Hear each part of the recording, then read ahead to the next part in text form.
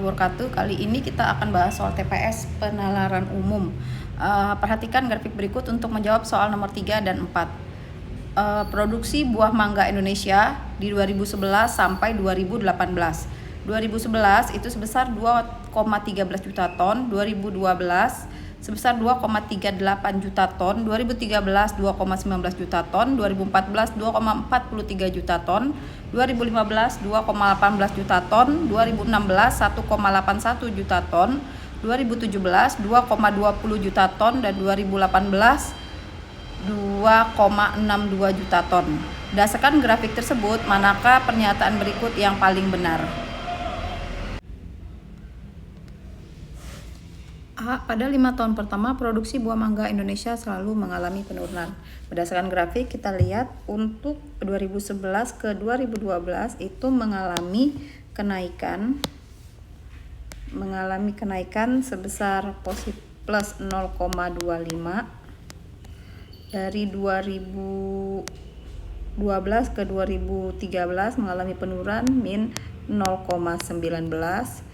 2013 ke 2024 mengalami kenaikan sebesar positif 0,24. 2014 ke 2015 mengalami penurunan sebesar 0,25.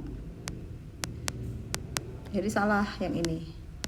Terus yang kedua, kenaikan produksi buah mangga Indonesia 2011 ke 2012 sama dengan kenaikan tahun 2013 ke 2014. 2011 ke 2012 itu naiknya 0,25, sedangkan 2013 ke 2014 naiknya 0,24. Berarti ini juga salah. Yang ketiga, penurunan tertinggi produksi buah mangga Indonesia terjadi dari tahun 2012 ke 2013. 2012 ke 2013 turun 0,19. Sedangkan kita lihat yang mengalami penurunan ini juga mengalami penurunan. Ya.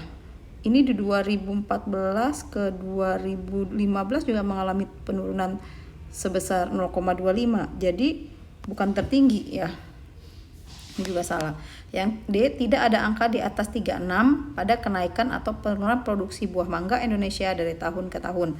Berarti ini kita juga hitung dari 2015 ke 2016 itu mengalami penurunan sebesar min 2014 ke 2015 ke 2016 dia mengalami penurunan sebesar minus 0,39. Yang ini dia naik lagi plus 0,39 juga. Ini juga naik 0,42. Tidak ada angka di atas 36 pada kenaikan atau penurunan produksi. Benar, tidak ada di atas 36 ya. Ini kan 0, semua. Oke. Sementara ini dulu bisa jadi betul yang E, kenaikan produksi. Oh, tapi tadi ada 0,39 ya. Ini ada penurunan atau penaikan sebesar 39. Berarti harusnya ini salah.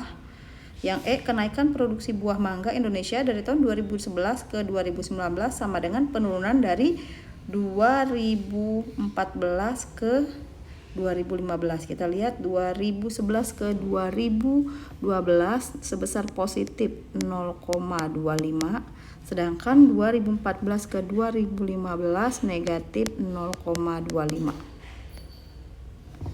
atau 25 plus 25 min 25. Berarti harusnya ini jawabannya yang E. Oke, lanjut yang nomor 4. Manakah simpulan berikut yang paling sesuai dengan grafik tersebut? A. Melihat dinamika produksi buah mangga Indonesia tersebut, dapat dikatakan bahwa produksinya pada tahun berikut pasti meningkat. Kalau kita lihat ini nggak ada yang kalau pasti meningkat, harusnya ini tidak mengalami fluktuatif, nggak turun naik grafiknya. Berarti kemungkinan bukan A.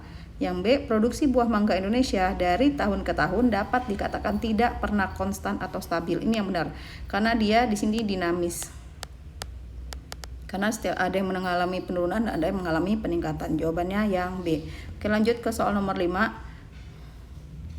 Berdasarkan target nasional penurunan emisi atau NDC National Determined Contribution, Indonesia menyumbang emisi karbon terbesar adalah sektor hutan sebesar 47,8% dan sektor energi 34,5%. dalam pertemuan dengan Wamen KLH Aludohong Jumat 6 bulan 12 tahun 2019, calon Presiden UNFCCC COP26 Claire O'Neil Perry mengatakan Inggris menawarkan bantuan teknis dan finansial kepada Indonesia untuk melakukan transisi energi dari penggunaan batu bara ke energi baru dan terbarukan.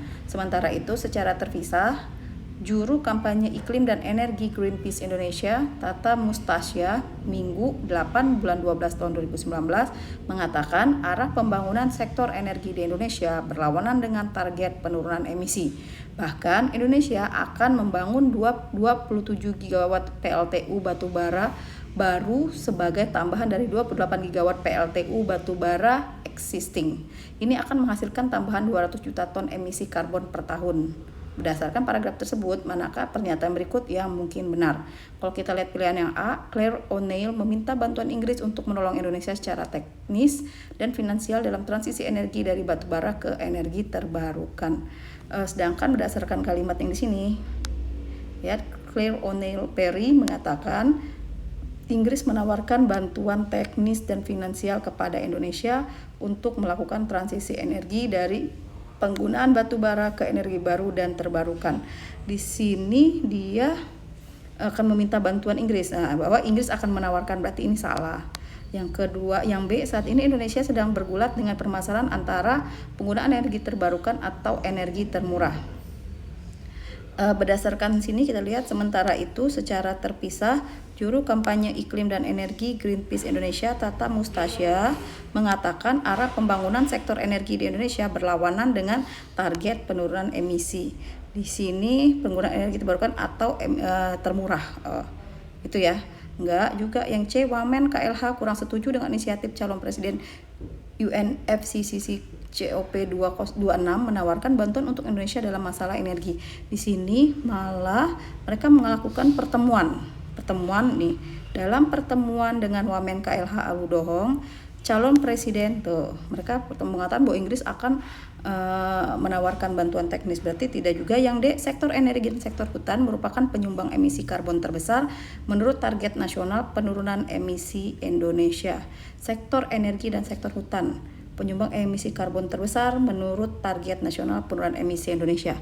Kita lihat di sini, berdasarkan target nasional penurunan emisi, penyumbang emisi karbon terbesar adalah sektor hutan dan sektor energi. Di sini sektor energi dan sektor hutan merupakan penyumbang emisi karbon terbesar menurut target nasional penurunan emisi Indonesia. Benar ya, ini mungkin benar karena berdasarkan kalimat pertama.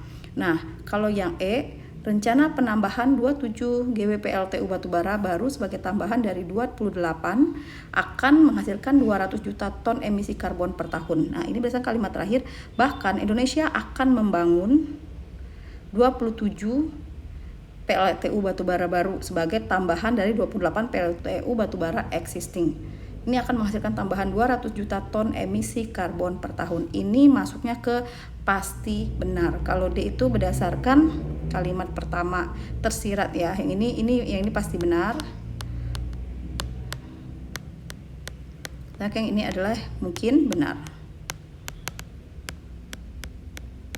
Oke, jawabannya adalah yang D.